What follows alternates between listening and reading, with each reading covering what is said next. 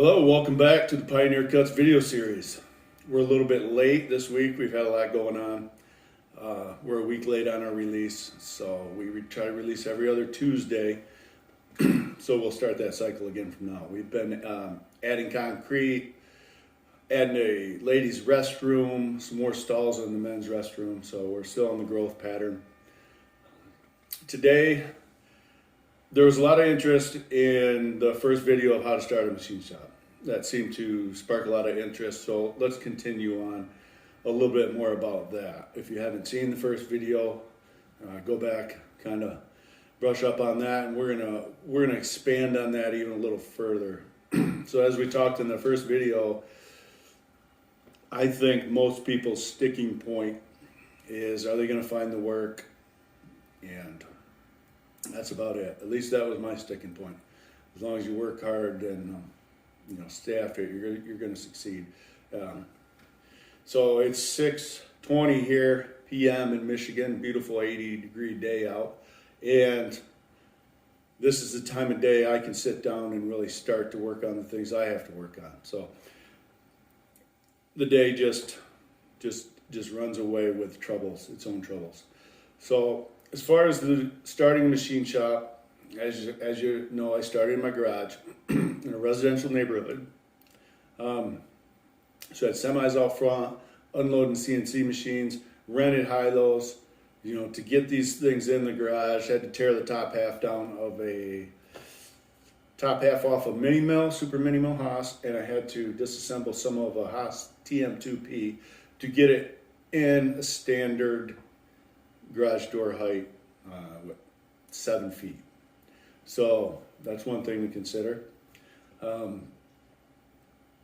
The neighbors, you got to know your neighbors. The township or the city, you don't want them kicking you out. I was worried, what are they if they kick me out? Because technically, most townships, cities probably don't want a machine shop in their neighborhood.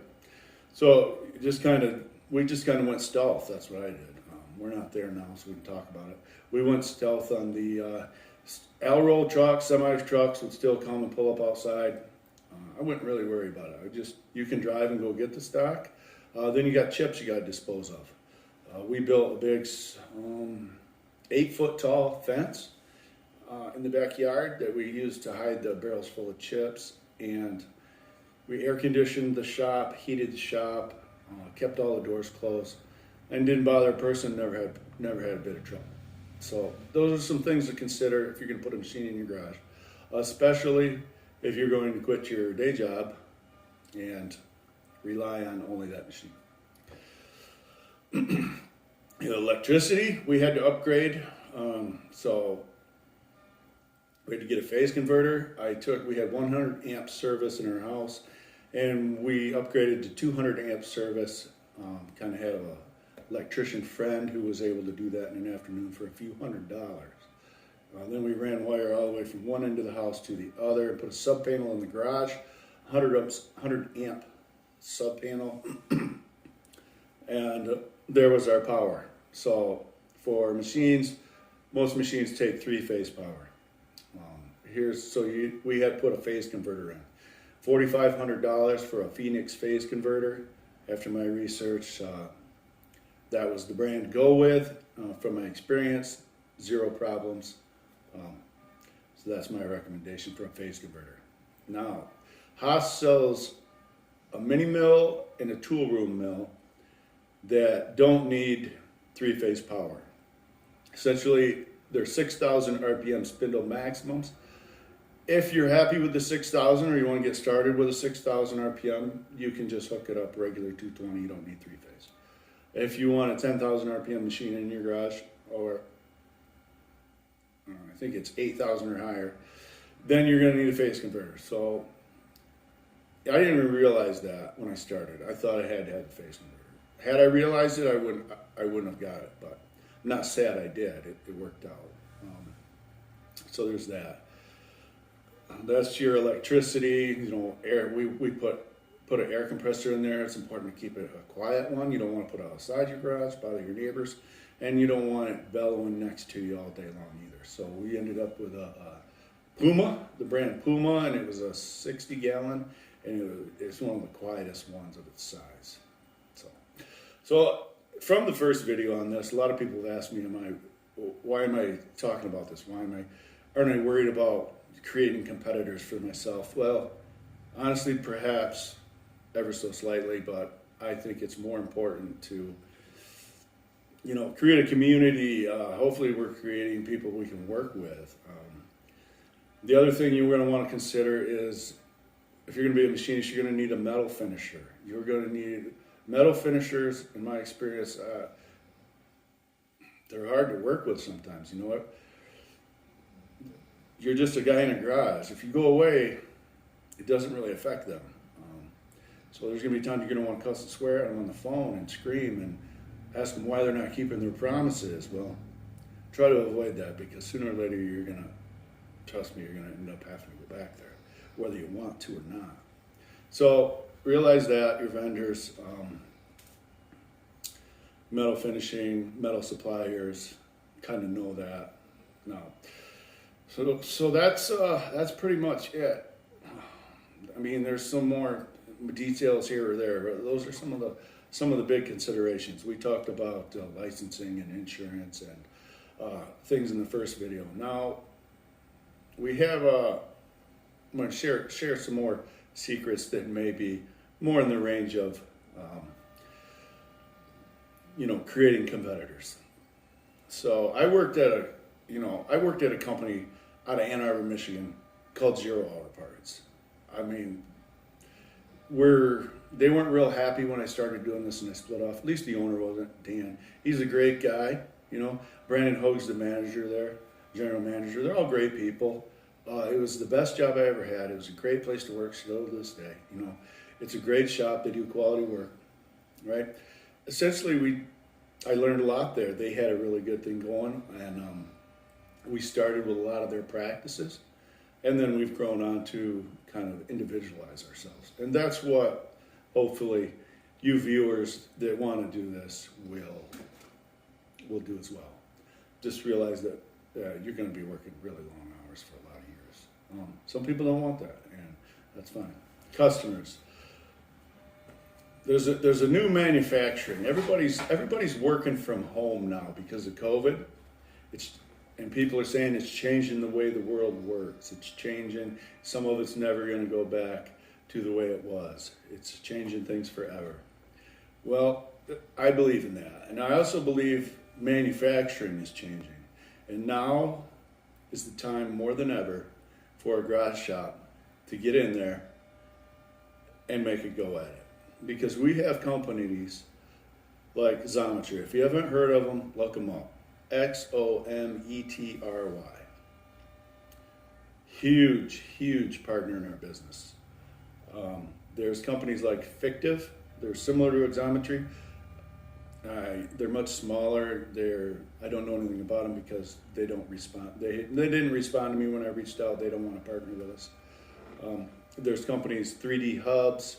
All these companies are similar, and they're middleman essentially, for lack of better words. They manage jobs. They source them out to garage shops like Pioneer Cuts, shops like 0 Hour Parts, and their industry is booming. Xometry is definitely, out of the ones I mentioned, they're definitely ones that they're really the only ones we do a substantial amount of work for. So we do, $100,000 plus a month in sales with just a Xometry. You might get nervous. I get nervous. If there's such a big percentage of your business and they go away, we're going to feel it. Sure, Xometry goes away, we're going to feel it. We're not going to sink. We're not going to go under. We're going to restructure. But what's great about it is you don't have to do any marketing. Believe me, they're not paying me, and I'm giving you this information knowing that you may very well get on there and take some of the work away from us. But like I said, I believe there's plenty to go around. They're a growing company. We've talked to some of their upper management. The things that are stopping them from growing is, lack of partners. They have partners. They consider us a partner. And when they say partner, it in most cases truly is a, partnership feeling. It's not customer client type relationship. It is mostly a partnership. Now, sure, I'll feel like I'll get frustrated with them and feel like they're screwing me over, whatever, for lack of better words. But the big in a certain area, and they get frustrated with us. They have an important job. They count on us, and something goes wrong, But overall, I think we have a really great relationship. And I'm telling you, reach out to them, talk to them, even before you decide to take the decision. See if you think they'd be a good fit. You don't have to advertise. You don't have to market. You don't have to quote jobs. It takes, for a guy working in a shop that doesn't know the other side of the business, and even if he does, check it out. So a lot of the jobs, the easier jobs, are very competitive and they don't pay very much. So you just pick and choose your work, but if you're going to do easy parts, square blocks with 4 holes and a channel down the middle, don't expect to get rich. So if you want to do some more complex aerospace and put yourself through the headache of that, then as long as it goes well, there's more profits to be obtained there. So Xometry. Now we have recently, as you know, we've added on a 3,200 square foot building with no plans. We don't necessarily want to expand into that building with only Xometry. We've launched a pretty big marketing campaign. So let me just give you a little bit on that. I hired a SEO guy in India. He's doing a great job. We've built a relationship. I trust him. I know what he's doing. I can see the results. SEO is organic search results. We did some paid advertising, LinkedIn, Google ads. I've since canceled all of that. We have customers just coming out of the woodwork from every which way, from our blogs. We publish two blogs a week. Check it out, pioneercuts.com. Check out the blogs. It's really helping us rank in the search results. It's making us authority in our our trade. People are coming to check out our information, our videos, as a trusted source. But again, I can't mention, nobody pays us. I sit here and rave about Xometry, and they don't. They're a customer, but they don't give us a nickel for any kind of this review. 0 Hour Parts is our competitor, technically. I sit here and tell you they're a great company.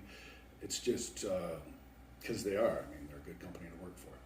And before we go on, speaking of work for, everybody is probably aware of the labor shortage. The government's giving out unemployment and all these benefits, and that's great. A lot of people need it, but it's hard to find people to come to work. So let me just take a time out and say, anybody out there watching this video that's a skilled machinist or programmer, give us a call. Consider us. We're hiring. We seem to always be hiring. We are ready to buy machines. We just don't have the manpower to staff it. So we are considered an aerospace shop. We will have our AS 9100 certificate by the end of the year in hand. We do a lot of complex prototype work. So if you think that's something that might interest you, swing by. We're very competitive on our wages. We pay out monthly bonuses. Everything's very competitive, and we are continuing to look for perks to offer our employees. So that being said, like I said, I talked about a website and SEO a little bit in marketing, a little bit in the first video, and it's just not my area. I told you I'm not a very good salesman. That's why Xometry is such a good fit. We bend over backwards for them. It's not. It's one hand washes the other. We'll pull all-nighters. We'll work Sundays. to do everything we can to get to make the deadline and make it right. Nobody wins 100% of the time, but we definitely pride ourselves on keeping our percentages up there. So I've probably taken up enough of your time.